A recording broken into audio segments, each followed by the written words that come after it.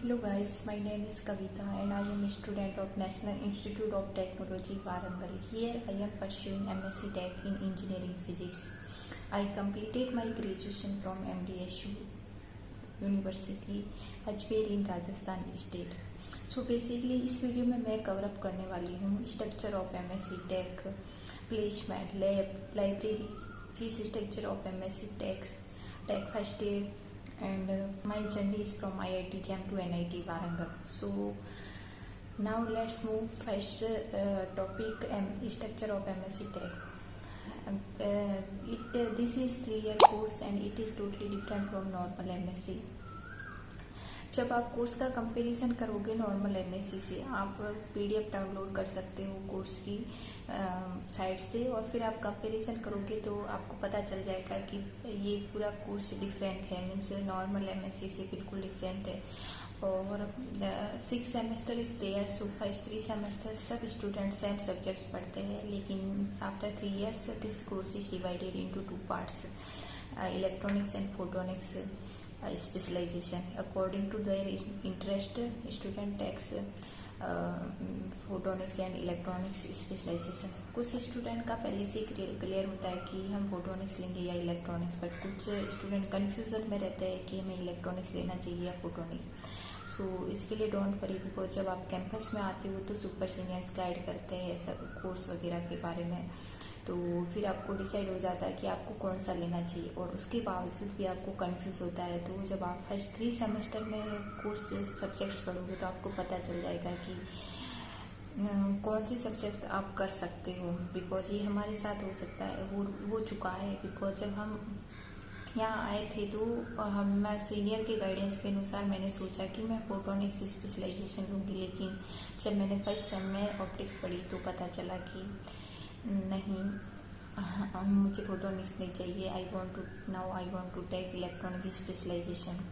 So this course is job oriented course है, because इस course में C++, workshop, engineering graphics, MATLAB और सारा चीज़ें इस तरह से है कि ये इंडस्ट्री वगैरह में काम आती है, प्लेसमेंट वगैरह, कंपनीज वगैरह के लिए सारी चीज़ें. तो मैं आपको सिंपली बताना चाहती हूँ कि अगर आप रिसर्च, आपका इंटरेस्ट है रिसर्च फील्ड, PhD वगैरह के लिए, तो आप ये कोर्स मत लीजिएगा, क्योंकि आप पैरेलल CSA नेट वगैरह की प्रिपरेशन नहीं कर पाओगे, क्योंकि पूरे सेमेस्टर में माइनर मिड एग्ज़ाम चलते रहते हैं, तो आप इसकी प्रिपरेशन CSA नेट वगैरह के लिए टाइम नहीं दे पाओगे.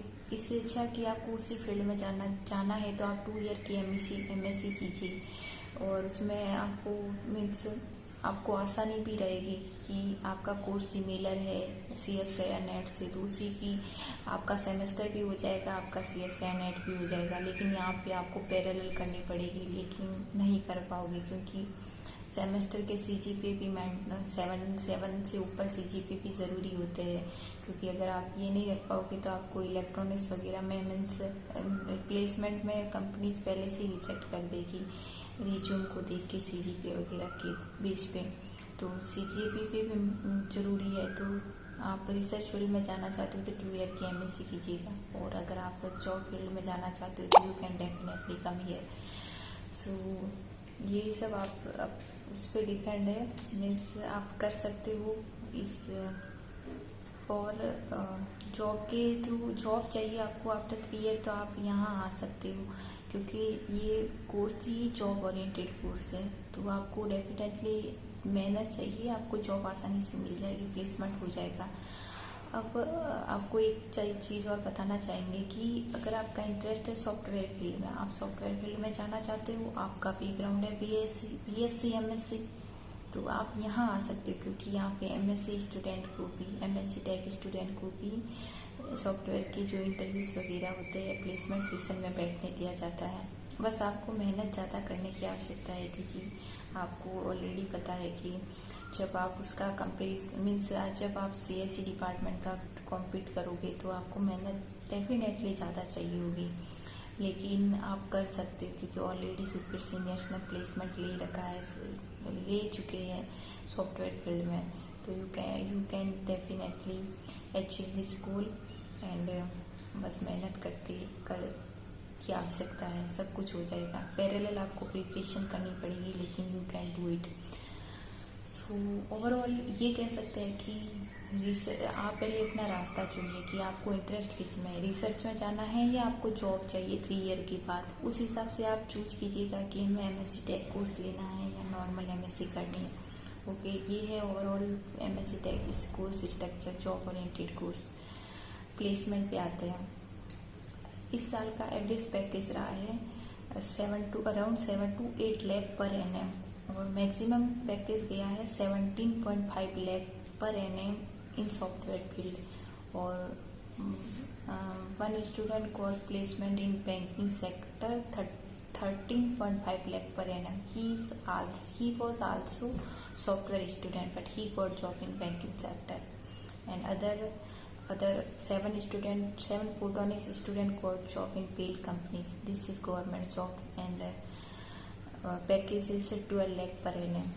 और बाकी और 2 स्टूडेंट को प्लेसमेंट इन नीदरलैंड, और बाकी 99% स्टूडेंट प्लेसमेंट हो चुके हैं। ओनली 1 स्टूडेंट बचा है प्लेसमेंट, उनका नहीं हुआ है, ये सीनियर से पता चला है। ये है ऑल अबाउट प्लेसमेंट। जब आप इसका बैक ईयर से कंपेयर करते हो, कोरोना टाइम और अदर उससे पहले का, तो इस साल का प्लेसमेंट कंपेयर देन उस प्लेसमेंट से काफ़ी अच्छा रहा है। कोरोना टाइम का तो आप कंसीडर नहीं कर सकते, बिकॉज उस टाइम तो सब कुछ ऑनलाइन चीज़ें थी, तो लेकिन उससे पहले का प्लेसमेंट भी अच्छा था, और इस साल का प्लेसमेंट उससे भी अच्छा रहा है, क्योंकि सब बच्चे प्लेस हो चुके हैं, फोटोनिक्स, इलेक्ट्रॉनिक्स। सो ये all about these are all about placement. Now हम पढ़ते हैं लैब पे। तो MSc टेक की लैब फोटोनिक्स इलेक्ट्रॉनिक्स अच्छी है, बिकॉज जब मैं मेरी UG का कंपेयर करती हूँ तो उसके कंपैरिजन में अच्छी है, लेकिन जब आप DU PH वगैरह से आए हो तो आपको सेटिस्फेक्शन नहीं होगा लैब के केस में। और बाकी लाइब्रेरी पे आते हैं। लाइब्रेरी में सारी बुक्स अवेलेबल हो जाएगी, लेकिन आप कितनी भी बुक्स रिन्यू करवा सकते हो। हर बुक में से सारी बुक्स 1 मंथ के लिए रिन्यू होती है, और 1 महीने के बाद आपको वापस उसको रिटर्न या रिन्यू करने जाना पड़ता है। आप उसको रिटर्न भी कर सकते हो, रिन्यू भी कर सकते हो। सारी कुछ चीज़ें कार्ड के थ्रू होती है, लाइब्रेरी कार्ड बन रखा होता है। अगर आप एक दो दिन भी लेट हो जाते हो, 1 दिन भी, तो पर book 3 rupees per day fine लगता है बुक्स का, जो आपको पढ़ना पड़ता है। ये है लाइब्रेरी का केस। अब हम पढ़ते हैं फीस स्ट्रक्चर। फर्स्ट ईयर का फीस स्ट्रक्चर रहा है फर्स्ट ईयर का फीस स्ट्रक्चर 5 सेमेस्टर का कॉलेज ट्यूशन फीस 48,500 था, और हॉस्टल का था 28,000। उसमें से 15,000 कॉशन मनी था और 13,000 हॉस्टल का था, डबल ऑक्यूपेंसी। अगर आप सिंगल रूम चाहते हो तो 16,000 आपको पे करना पड़ेगा फॉर सिंगल ऑक्यूपेंसी, और मेस का चार्जेस है 115 रुपीज़ पर डे। अब हम आते हैं सेकेंड सेमेस्टर पे ट्यूशन फीस बहुत कम हो जाती है, ओनली 7,500 था, और same for hostel and mess charges 13,000 for double occupancy, 16,000 for single occupancy, 115 rupees mess charges. ये है overall fees structure first year. Now move on my journey from IIT JAM to NIT Warangal. मुझे BSc final तक पता ही नहीं था कि IIT JAM entrance exam भी कुछ होता है, लेकिन जब मैंने अपने कोचिंग सर से बात की थी तो उन्होंने मुझे सब कुछ बताया था कि ये होता है। तो फाइनली मैंने कोचिंग ली थी coaching centre Jaipur in Rajasthan state, but वो अकेले टीचर थे कोचिंग में फिजिक्स पढ़ाने वाले, तो he didn't complete our course. But उन्होंने बताया कि जो भी सब्जेक्ट, जितनी भी सब्जेक्ट आप कंप्लीट करो उसको अच्छे से करो। मीन्स सारे स्टूडेंट पूरा 100% नहीं दे पाते, मीन्स नहीं कर पाते, तो जितना करा है उसको अच्छे से करो। और फाइनली हमने वही स्ट्रेटेजी फॉलो की थी। I completed on the 4 subject and finally I selected in an IIT JAM entrance exam. फिर काउंसलिंग का टाइम आता है, तो काउंसलिंग में भी टेंशन रहती कि एक भी स्टेप छूट जाए तो प्रॉब्लम हो सकती है एडमिशन में। तो मैंने IIT JAM काउंसलिंग नहीं करवाई, ओनली CCML काउंसलिंग करवाई। तो मैंने PK सर से गाइड ली थी। CCMN की। He is very supportive person. जब भी मुझे कुछ प्रॉब्लम होती थी डॉक्यूमेंट अपलोड करने में तो मैं सर को डॉक्यूमेंट सेंड कर देती थी और सर मेरे डॉक्यूमेंट्स अपलोड कर देते थे। तो he is very supportive person. And in first round I got NIT Hamirpur और वहाँ I lose my confidence. That time sir ने मुझे मोटिवेट किया था कि लास्ट राउंड 4-5 राउंड तक आपको NIT वारंगल मिल जाएगा। And finally I got NIT Warangal because NIT Hamirpur मेरी 9th चॉइस थी और NIT वारंगल मेरी फर्स्ट चॉइस थी। तो डेफिनेटली हम अपना कॉन्फिडेंस लूज कर ही लेंगे, लेकिन सर के मोटिवेशन से मैंने लास्ट राउंड तक अप्लाई किया था और फाइनली आई गॉट। तो thank you so much sir. And अगर कुछ और भी चीज़ें बची हो तो आप मुझसे डायरेक्ट कांटेक्ट कर सकते हो लिंक्डइन अकाउंट और इंस्टाग्राम अकाउंट के थ्रू। मैं आपकी डेफिनेटली हेल्प करूँगी कुछ भी डाउट हो तो।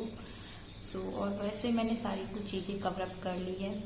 फिर भी आपको डाउट हो तो you can follow on LinkedIn and Instagram account. My IDs Instagram IDs Kavita Chauhan 623@gmail.com and LinkedIn पे हम मिल जाएंगे कविता कुमारी नाम से। Okay, bye guys.